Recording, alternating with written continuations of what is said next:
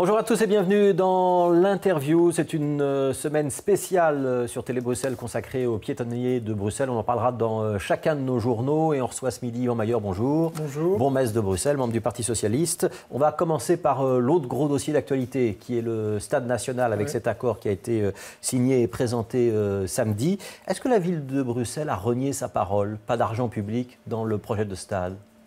Non, aucunement. Donc nous ne participons absolument pas à la construction de ce stade. C'est un privé qui va le faire. Depuis le début, je dis cependant que c'est trop facile. Le terrain sur lequel on construit est un terrain qui nous appartient, qui est public, sur lequel il y a un parking. Donc moi, je veux récupérer un parking, ce qui est fait, puisque dans l'accord que nous avons fait avec la région, le parking sera public, il restera en notre possession. Et donc c'est important, évidemment. Et donc il pourra servir à autre chose qu'au match, quoi. Ben oui, c'est ça. Donc d'avoir un parking de 11 000 places qui doivent servir uniquement pour des matchs de football, ça ne va pas. On a toutes les activités du plateau du Heysel, on a les grands salons, salon de l'auto, Batibo, etc. Donc, et puis il doit servir aussi comme parking de délestage, de dissuasion, de manière à ce que... À l'entrée de la ville, avec une connexion avec les transports. Voilà, le métro sera prolongé jusque-là. Voilà. Je vous pose cette question, parce qu'on glose beaucoup sur les 4 millions que vous allez verser chaque année dans le cadre de ce contrat. Ils vont servir à quoi, ces 4 millions? Mais d'abord, je rappelle que c'est vraiment pour faire baisser le loyer du Sporting, qui ne pouvait pas s'en sortir sans ça? Ah non, ça c'est complètement faux, puisque les 4 millions, ils sont dans l'appel d'offres déjà. Donc dans l'appel d'offres aux 3 groupes, on a dit, la ville de Bruxelles injecte aujourd'hui 4 millions par an en moyenne dans le Stade Roi-Baudouin. Nous voulons utiliser la même somme d'argent, mais nous voulons savoir ce que nous recevons en échange de ces 4 millions de l'utilisation du stade. Et donc ça se trouve dans l'appel d'offres, avant même que les négociations soient entamées avec Anderlecht, donc ça n'a strictement rien à voir. Oui, les 4 millions, ils doivent servir à quoi? À utiliser ce stade au bénéfice de Bruxellois. Il y aura des bureaux pour nous, il y aura des places pour les Bruxellois, il y aura un échange avec Anderlecht qui va devoir venir dans nos quartiers faire une politique socio-sportive, comme on dit socio-culturelle, mais avec les jeunes de nos quartiers. Ça veut dire quoi? Ça veut dire rencontrer les jeunes 2 fois par an pour un entraînement, taper dans le ballon, on sera plus que ça? Ben déjà, si c'est ça, c'est déjà bien. Non, c'est plus que ça. Nous voulons une présence sociale d'Anderlecht dans la ville et nous voulons une présence, je l'ai dit de manière imagée à la conférence de presse, je veux le répéter, la couleur des jeunes qui courent sur la pelouse, nous voulons la même dans les tribunes. C'est-à-dire qu'il faut que ce stade serve les familles, que les gens des quartiers puissent venir au football. Vous savez, moi j'ai eu l'occasion avec tout cela de faire quelques visites de stades à l'étranger. Le football à l'étranger, c'est un spectacle auquel participent les familles, c'est autre chose. Ça veut dire que ce n'était pas le cas jusqu'à présent, que c'était un peu trop le public du Bayottenland qui venait applaudir le Sporting Anderlecht? C'est la vérité, vous regardez le Sporting Anderlecht, c'est la réalité, il faut changer ça. Il faut que le public bruxellois puisse y accéder. Et puis, c'est aussi un lieu qui doit servir à la ville dans le cadre de rencontres internationales avec d'autres grandes villes, ou dans le cadre des matchs des Diables Rouges, avec d'autres pays, où on doit pouvoir mettre en rencontre des acteurs économiques, des créateurs, des gens qui font la vie sociale, politique, culturelle, économique de notre pays. Alors, beaucoup de questions pour vous sont arrivées sur Twitter. Une question sur la construction du stade. L'offre de prix, c'est avec ou sans travailleurs belges? Est-ce que vous allez veiller, en d'autres termes, à ce que ce soit une construction propre et pas avec des sous-traitants au noir, comme on voit souvent? Oui, donc ce n'est pas nous qui sommes maîtres de l'ouvrage. C'est Galemco. C'est Galemco qui le fait tout seul. Galemco le fait tout seul en tant que partenaire privé et opérateur privé. Mais nous avons demandé... Et c'est dans l'accord qu'Actiris soit consulté pour le recrutement du personnel. Nous avons voulu cela et nous voulons évidemment que du personnel bruxellois travaille dans ce stade. Ça, c'est notre ambition. Mais nous savons que Galemco est une boîte de construction internationale et moi, je ne sais évidemment pas contrôler ces travailleurs. Ça dépendra de l'autorité fédérale de pouvoir le contrôler. Autre question, Alain Jacquet. Le TAC va s'occuper de l'emploi des langues, évidemment. Ce n'est pas une question, c'est une affirmation. Est-ce qu'on pourra parler français dans le stade national qui sera situé sur l'actuel parking C du Heysel, territoire flamand? Il ne manquerait plus que ça. Donc le terrain appartient à la ville de Bruxelles. La ville de Bruxelles est bilingue, voire on pratique même plusieurs langues, donc effectivement, on pourra parler français, on y parlera Est-ce aussi qu'on a déjà, l'anglais, hein. Vous allez voir que est-ce qu'on a langue... déjà discuté réellement de ces questions-là entre la ville, la région bruxelloise, la région flamande, l'État fédéral? Mais ça ne se discute même pas. Est-ce que vous imaginez une seconde que pour un match des Diables Rouges ou un match du Sporting d'Anderlecht, on ne parle pas français? C'est n'importe quoi. Ouais. Mais l'emploi des langues, c'est toujours un petit peu sensible en Belgique. Et ce sont les réglementations de la région flamande qui risquent de s'appliquer. Enfin, ça, ce serait vraiment grotesque. Et je ne crois pas que la ville de Bruxelles le tolérera dans un stade qui est quand même construit sur son terrain. Alors, question Hubert Algren qui évoque un club résident qui ne porte même pas le nom de Bruxelles. Il demande si c'est bien raisonnable. Je vous pose une autre question. Est-ce que le Sporting d'Anderlecht va toujours s'appeler Sporting d'Anderlecht? La dernière fois, c'était le match de coupe contre Bruges. Il y avait un grand tifo qui disait Bruxelles est mauvais blanc. Donc voilà, il y a peut-être de l'évolution qui suivra dans quelques années.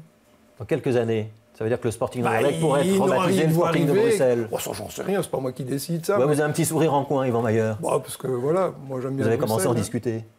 Non, on ne discute pas de ça. Je pense que c'est des choses qui doivent se faire naturellement au niveau du RSCA. Alors, il y a un piétonnier, on va en parler dans un instant, mais autour du stade, qui est un stade de 60 000 places, il va y avoir un grand parc, 12 hectares si je ne me trompe pas. Est-ce qu'un jour on pourra aller à pied de ce parc jusqu'à la place de Brouckère, par exemple? Oui, parce que ce qu'on veut, c'est qu'il y ait un accès métro qui soit prolongé jusqu'au stade et la région bruxelloise s'y est engagée. Ouais. Et ça sera important, ce sera là. Ah oui, c'est fondamental. Ouais. Pas seulement pour les matchs de foot, c'est bien pour les matchs. Et ça veut dire qu'on pourra servir du parc pour aller se promener quand on est un Bruxellois, qu'on habite Laken, par exemple? Oui, il y a déjà des beaux parcs à Laken, mais il manque effectivement d'espace vert, même s'il y a un grand poumon vert à Laken qui pourrait peut-être un jour être mis en partie à disposition du public. Mais enfin, ça, c'est autre chose. Mais oui, bien sûr, ce sera accessible pour les riverains. Il sera ouvert, le parc. Mais oui, ce sera ouvert. Alors, piétonnier, donc c'est pour dimanche, le compte à rebours avance. On n'a pas le sentiment de voir beaucoup de changements au centre-ville. Est-ce que vous êtes prêts? Si, il y a beaucoup de changements. Ouais. C'est parce que on a dessiné quelques pistes cyclables. Oui, plus que ça. Non. Donc il y a des sens de circulation qui vont changer. Il y a des rues évidemment qui vont être fermées. On a d'ailleurs travaillé d'arrache-pied avec les équipes de la ville, avec les ouvriers de la ville pour construire du mobilier urbain qui va être installé de manière à ce que on ne mette pas bêtement des barrières nadeurs pour dire que c'est fermé. Il sera installé quand ce matériel? En dernière minute, évidemment, puisque... Donc ce sera samedi ou dimanche? Ce sera dimanche matin, puisque les voiries restent pour l'instant encore accessibles cette semaine. Ouais. Le Parlement bruxellois qui s'étrangle d'avoir un terminus devant ses fenêtres, vous allez déplacer le terminus de bus? Oui, voilà. Donc il faut faire des choix dans la vie, il y a des administrations, il y a des commerces, il y a des habitations. Et mettre des terminus dans la ville, puisque c'est le choix de la STIP, nous on préférait que les terminus soient en dehors de la ville. Mais puisqu'il faut mettre des terminus dans la ville, il faut trouver l'endroit le moins encombrant. Aussi pour ceux, vous imaginez devant vos fenêtres, quand vous êtes habitant, d'avoir un terminus, c'est quand même pas fort agréable. Bon. Les parlementaires disent que devant un parlement, c'est des problèmes de sécurité, un problème de prestige, de respect de leur fonction. Bon, écoutez, voilà, donc on a tenu compte de leurs remarques et on a déplacé le problème. Donc il sera déplacé? En partie, du moins, oui. Ouais. De combien de mètres? En face, en fait, de l'autre côté, quoi. Donc il y a déjà un accord là-dessus? Ils doivent le confirmer, eux, demain. Voilà, j'espère qu'ils seront raisonnables. Ouais. Il y aura quand même, malgré tout, pas de terminus de bus au centre-ville. Qu'est-ce que vous dites à ceux qui disent que c'est une occasion ratée, que si on avait voulu vraiment renforcer l'usage des transports en commun, il fallait ces terminus dans le piétonnier? Pas du tout, c'est le cas aujourd'hui. Donc aujourd'hui, vous allez à la place de la Monnaie, et vous voyez tout le long de la Monnaie la ribambelle de bus là, qui fait un mur gigantesque devant les boutiques, devant les magasins. Nous ne voulons plus cela dans le centre-ville. Nous l'avons dit à la STIP. Nous avons d'ailleurs 2 problèmes avec la STIP. Et je l'ai dit, j'ai demandé qu'on ait une discussion là-dessus dès cet automne.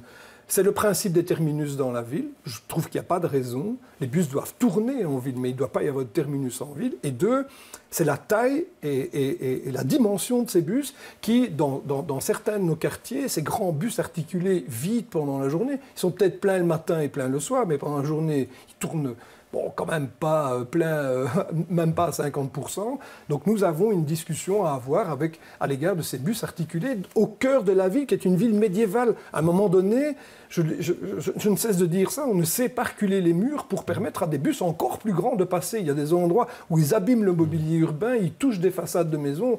Bref, je pense qu'il faut faire un effort. Et ce que nous voulons au contraire, c'est améliorer la desserte de bus dans le centre-ville, ce que nous faisons d'ailleurs avec, pour la première fois, un bus Pentagone qui va pouvoir circuler tout autour du piétonnier. Il ne va quand même pas au centre du Pentagone. Mais non, mais vous touchez à chaque... Si, il est au centre du Pentagone, mais il ne va pas rouler sur le piétonnier. Ça, c'était un choix, évidemment. Ouais. Alors, on sait que c'est une phase temporaire, hein, que les vrais travaux, c'est pour 2016-2018. Oui.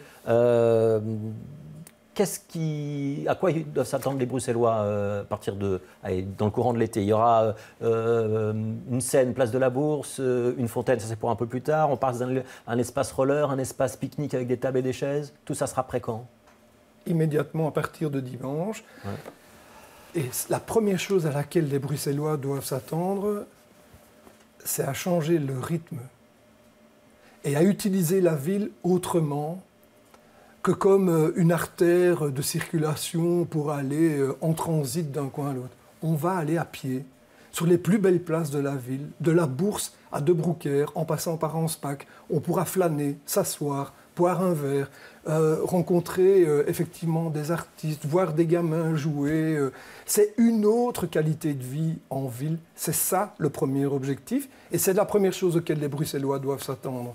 Et pour ça, chacun va s'organiser. Vous allez voir. Vous savez, l'espèce humaine, ce qui la différencie du monde animal, c'est sa faculté d'adaptation. Vous verrez que chacun trouvera son chemin, trouvera la manière de venir en ville et s'adaptera. Mais donc quand on parle d'une plaine de jeu, rue Marché au Poulet, un espace roller, etc., on est en phase tête. C'est-à-dire que s'il y a des éléments parmi ceux-là qui ne marchent pas, on les déplace ou on les ferme? Non. La phase test ne concerne pas le piétonnier. La phase test concerne le plan de circulation. Pourquoi? Parce que nous avons dit humblement que nous n'étions pas sûrs de notre fait. Nous savons que c'est compliqué. La situation actuelle est encombrante. Elle est catastrophique pour l'instant. On ne sait plus se déplacer dans cette ville. Nous avons essayé... Donc si c'est pire, il faudra essayer un autre plan. Nous essayons autre chose. Il y a des nœuds très compliqués autour de la gare centrale, par exemple, où les bus et les voitures se croisent entre plusieurs grosses artères. Donc, on n'est pas convaincu de ce qui a été modélisé. Et le modèle informatique nous donne des choses, mais à un moment donné, nous, on doit aussi faire des choix. Le vrai test, ce sera pour septembre? On le fait sur 8 mois parce qu'il faut pouvoir juger des périodes très différentes. L'été, où il y a moins de voitures, mais il y a plus, sans doute, de gens à pied. La rentrée, pour tout le monde, scolaire, professionnel, puis plus tard, quand il fait plus frais, il fait plus froid, on ne fait pas ses courses, la fin de l'année qui est de nouveau intense. Donc on doit pouvoir juger sur un terme moyen de 8 mois et éventuellement changer le sens de circulation. Dimanche, c'est la fête, vous y serez? Oui, bien sûr. À midi, avec un géant. Un géant du mètre de haut. Ouais, l'homme debout, je trouve ça poétiquement une très belle image pour ouvrir le piétonnier. Donc rendez-vous dimanche. Émission spéciale sur Télé Bruxelles consacrée aux piétonniers. Ce sera jeudi à 13h et 23h, mais également samedi prochain tout au long de l'après-midi. Puis on en parle dans tous nos journaux. Merci Yvan Mayer. Merci. Demain, Isabelle Durand sera l'invitée de l'interview.